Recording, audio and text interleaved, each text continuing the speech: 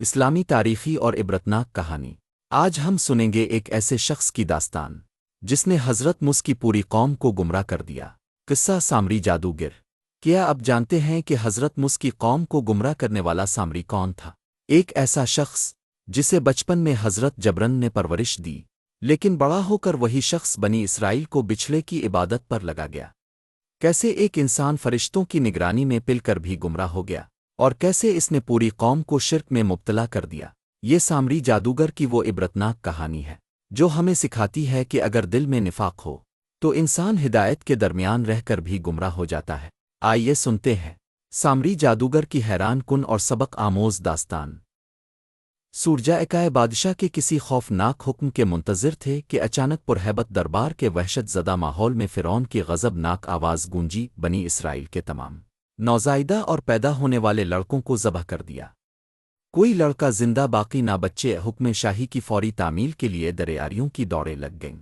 اسرائیلی بستیوں کے گلی کاوچوں میں فرعونی سپاہی گھر گھر تلاشی کے دوران معصوم بچوی کو ذبح کرنے میں مصروف ہو گئے۔ یہی وہ وقت تھا کہ جب بنی اسرائیل کی بستی میں 2 بچوی پیدا ہوئے۔ ان میں سے ایک کی ماں نے اللہ کے حکم پر اپنے لخت جگر کو ایک ٹوکری میں لٹا کر دریا کی موجوں کے حوالے کر دیا، اور یوں وہ بچوا فرعون کے محل کے اندر پہنچ گیا۔ دوسرے بچوی کی ماں نے فرعونی سپاہیوں کے ڈر سے بچوی کو پہاڑ کے ایک غار میں بند کر دیا۔ حسن اتفاق دونوں بچوی کا نام موسیٰ تھا۔ فرعون کے محل میں پہنچنے والا بچوا موسیٰ بن عمران علیہ السلام تھے، جن کی پرورش محل کے عالی شان ماحول میں فرعون کے ہاتھوں ہوئی، جبکہ دوسرے بچوی کا نام موسیٰ بن ظفر تھا۔ پہاڑ کے بند غار میں اس کی پرورش حضرت جبرائیل امین حمزہ نے کی۔ اللہ کے دشمن فرعون کی سرپرستی میں پلنے بڑھنے والا بچوا نبوت کے عظیم منصب پر فائز ہوا، جبکہ روح الامین حضرت جبرائیل کے ہاتھوں پروان چڑھنے والا بچوا بدی کی علامت بن کر تاریخ میں بارے الفاظ سے یاد کیا جانے لگا۔ سامر کون تھا؟ حضرت مولانا مفتی محمد شفیع آئرہ تحریر فرماتے ہیں کہ مشہور یہ ہے کہ سامری کا نام موسیٰ بن ظفر تھا۔ ابن جر نے حضرت ابن عباس سے روایت کیا ہے کہ سامری پیدا ہوا تو فرعون کی طرف سے تمام اسرائیلی لڑکوں کے قتل کے حکم پر عمل درآمد جاری تھا۔ اس کی والدہ کو خوف ہوا کہ فرعونی سپاہی اسے بھی قتل کر دیں گے، لہذا بچوی کو اپنے سامنے قتل ہوتا دیکھنے کی مصیبت سے یہ بہتر سمجھا کہ اسے جنگل کے ایک غار میں رکھ کر اوپر سے بند کر دے۔ کبھی اس کی خبر گیری کرتی ہوگی۔ الفادیر اللہ تعالیٰ نے حضرت جبرائیل امین حمزہ کو اس کی حفاظت اور غذا دینے پر مامور کر دیا۔ وہ اپنی ایک انگلی پر شہد، ایک پر مکھن، ایک پر دودھ لاتے اور اس بچوی کو چٹا دیتے، یہاں تک کہ وہ غار ہی میں پیل کر بڑا ہو گیا، اور اس کا انجام یہ ہوا کہ نہ صرف خود بلکہ بنی اسرائیل کو بھی کفر میں مبتلا کر دیا، پھر قہر الہی میں گرفتار ہوا۔ بعض روایت کے مطابق سامری علم فرعون کا قبطی تھا جو حضرت موسیٰ علیہ السلام کے پڑوس میں رہتا تھا اور ان پر ایمان لے آیا تھا۔ جب موسیٰ علیہ السلام بنی اسرائیل کو لے کر مصر سے نکلے تو وہ بھی ساتھ ہو لیا۔ بعض روایات میں ہے کہ وہ بنی اسرائیل ہی کے ایک قبیلے سامرا کا رئیس تھا۔ قاف بچھوٹیلام سامرا ملکن شام کا معروف قبیلہ ہے۔ حضرت سعید بن جبر نے فرمایا کہ سامری فارسی تھا اور کرمان کا رہنے والا تھا۔ حضرت ابن عباس نے فرمایا کہ وہ ایک ایسی قوم سے تعلق رکھتا تھا جو گائے کی پرستش کرنے والی تھی۔ وہ کسی طرح سے مصر پہنچ گیا تھا اور بظاہر دین بنی اسرائیل میں داخل ہو گیا تھا، مگر اس کے دل میں نفاق تھا۔ قرطبی حاشیہ قرطبی میں ہے کہ سامری ہندوستان کا ہندو تھا جو گائے کی عبادت کرتے ہیں۔ وہ موسیٰ علیہ السلام پر ایمان لایا، لیکن بعد ازاں کفر کی طرف لوٹ گیا۔ پہلے ہی سے اس نے منافقانہ طور پر ایمان کا اظہار کیا۔ واللہ علم۔ فرعون عبرت کا نشان بن گیا۔ فرعون بحیرہ احمر میں غرق ہو چکا تھا، لیکن حضرت موسیٰ علیہ السلام کی قوم کے بہت سے لوگوں کو اس کے غرق ہونے کا یقین نہیں آتا تھا۔ حضرت موسیٰ علیہ السلام نے دعا فرمائی اور اللہ تعالیٰ کے حکم سے دریا نے اس کی لاش کو باہر خشکی پر پھینک دیا۔ ارشاد باری تعالیٰ ہے، آج ہم تیری لاش کو پانی سے نکال لیں گے تاکہ ان کے لیے نشان عبرت ہو جو تیرے بعد ہیں، اور بہت سے لوگ ہماری نشانیوں سے بے خبر ہیں۔ حضرت موسیٰ علیہ السلام کو طور پر حضرت موسیٰ علیہ السلام فرعون کے غرق ہونے کے بعد بنی اسرائیل کے ساتھ بحیرہ احمر پار کر کے وادی سینا کی جانب چلے۔ اللہ نے بنی اسرائیل کی ہدایت و رہنمائی کے لیے حضرت موسیٰ علیہ السلام کو آسمانی کتاب دینے کا فیصلہ فرمایا۔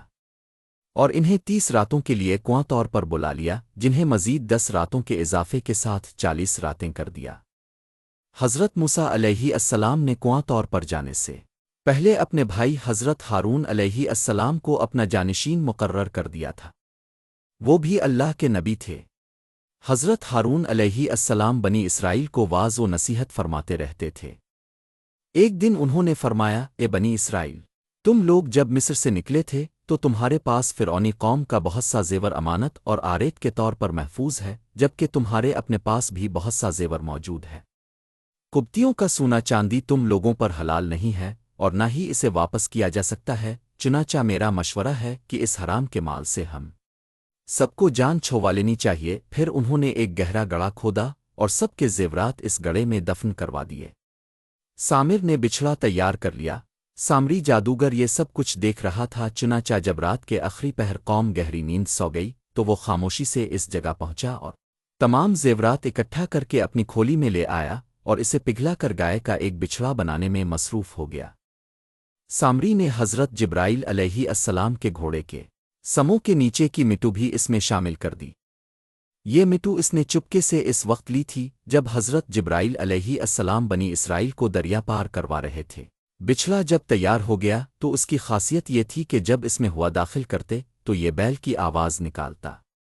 اس مصنوعی آواز سے سامری نے بنی اسرائیل کو گمراہ کیا اور بنی اسرائیل کی ایک بڑی تعداد سامری کے مکر و فریب کا شکار ہو گئی۔ اللہ تعالیٰ نے قرآن پاک میں فرمایا، پھر اس سامری نے اس کے لیے ایک بچھڑا بنا دیا، یعنی بچھڑے کا بات جس کی گائے کی طرح آواز بھی تھی، پھر کہنے لگا کہ یہی تمہارا معبود ہے اور موسیٰ کا بھی، لیکن موسیٰ حمزہ بھول گیا ہے۔ سامری کے کہنے پر اسرائیلی بچھڑے کو سجدہ کرنے لگے۔ ایسے میں حضرت ہارون علیہ السلام نے انہیں سمجھانے اور بچھڑے کی عبادت سے روکنے کی بڑی کوشش کی، جیسا کہ قرآن مجید میں ہے۔ ترجمہ: اے میری قوم کے لوگو، اس بچھڑے سے تو صرف تمہاری آزمائش کی گئی ہے، تمہارا حقیقی پروردگار تو اللہ تعالیٰ ہی ہے، پس تم سب میری تابع داری کرو اور میری بات مانتے چلے جاؤ۔ سورہ طٰہٰ 90۔ اسرائیلیوں کو سونے کا یہ گوسالہ اتنا اچھا لگا کہ ہارون علیہ السلام کے واعظ و نصیحت کی بھی کوئی پرواہ نہیں کی اور بچھڑے کی تعظیم عبادت چھوڑنے سے انکار کر دیا۔ انہوں نے جواب دیا، ترجمہ: ہم تو موسیٰ علیہ السلام کے واپس آنے تک اسی کے مجاور بنے بیٹھے رہیں گے۔ سامری کے بچھڑے کی پوجا۔ کنواں طور پر اللہ تعالیٰ نے حضرت موسیٰ علیہ السلام کو اطلاع دی کہ اے موسیٰ علیہ السلام، سامری نے تیری قوم کو گمراہی میں ڈال دیا ہے۔ ارشاد باری تعالیٰ ہے۔ ترجمہ: اے موسیٰ حمزہ، ہم نے تیری قوم کو تیرے پیچھے آزمائش میں ڈال دیا ہے اور انہیں سامری نے بہکا دیا ہے۔ باری تعالیٰ نے جب موسیٰ علیہ السلام کو یہ اطلاع دی تو وہ سخت غم و غصے میں آ گئے، کیونکہ ان کی قوم نے ان سے وعدہ کیا تھا کہ ان کی کنواں طور سے واپسی تک وہ اللہ کی اطاعت و عبادت کرتے رہیں گے، لیکن نہ تو انہوں نے حضرت موسیٰ علیہ السلام کی واپسی کا انتظار کیا اور نہ ہی حضرت ہارون علیہ السلام کی بات مانی۔ اس کے برعکس وہ سامری جادوگر کی ہدایت پر بچھڑے کی پوجا کرتے رہے، یہاں تک کہ اللہ تبارک و تعالیٰ نے حضرت موسیٰ علیہ السلام کو ان کی قوم کو بدہدی اور گاسالہ پرستی سے آگاہ فرمایا۔ قوم کی بدہدی پر بھائی سے ناراضی۔ حضرت موسیٰ علیہ السلام جب توریت کی تختیاں لے کر کنواں طور سے واپس ہوئے تو دیکھا کہ قوم سامری کے بچھڑے کی پرستش میں مصروف ہے۔ یہ دیکھ کر آپ کو سخت تکلیف پہنچی، فوراً تختیاں ایک طرف رکھیں اور اپنے بھائی کا سر پکڑ کر انہیں اپنی طرف گھسیٹنے لگے۔ حضرت ہارون علیہ السلام نے کہا کہ اے میرے ماں جائے، ان لوگوں نے مجھے بے حقیقت سمجھا اور قریب تھا کہ مجھے قتل کر ڈالتے، تو تم مجھ پر دشمنوں کو مت ہنسا۔ حضرت موسیٰ علیہ السلام نے اپنے بھائی سے فرمایا، اے ہارون، انہیں گمراہ ہوتا ہوا دیکھتے ہوئے تجھے کس چیز نے میرے پاس آنے سے روکے؟ تجھے کس چیز نے میرے پاس آنے سے روکے رکھا؟ کیا تاب بھی نافرمان بن بیٹھا؟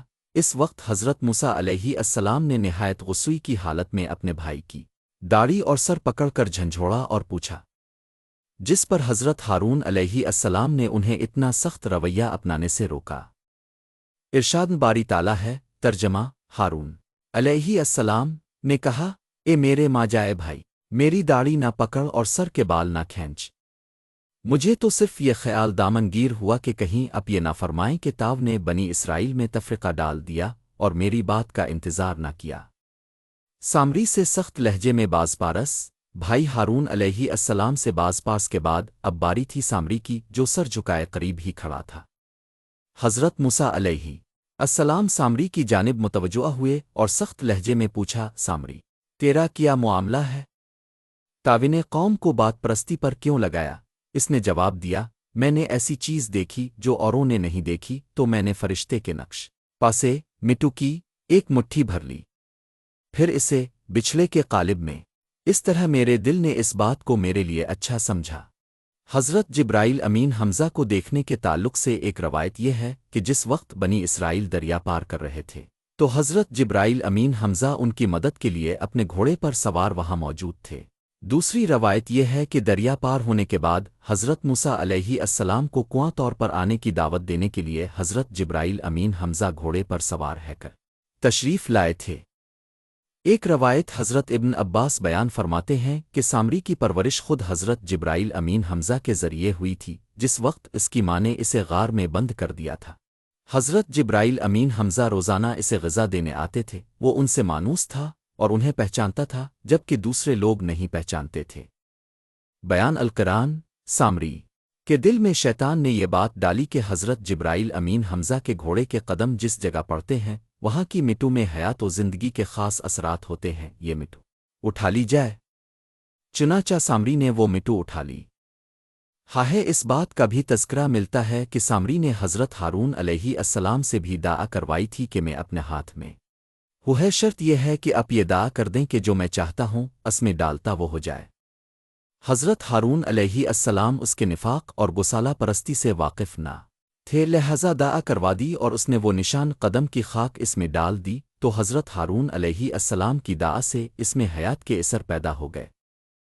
عبرت ناک سزا حضرت موسیٰ علیہ السلام نے سامری کے لیے جو سزا تجویز کی اسے قرآن کریم نے یوں بیان فرمایا ہے۔ ترجمہ: کہا، اچھا جا دنیا کی زندگی میں تیری سزا یہی ہے کہ تاؤ کہتا رہے کہ مجھے نہ چاہونا، اور ایک اور بھی وعدہ تیرے ساتھ ہے جو تجھ سے ہرگز نہ ٹلے گا۔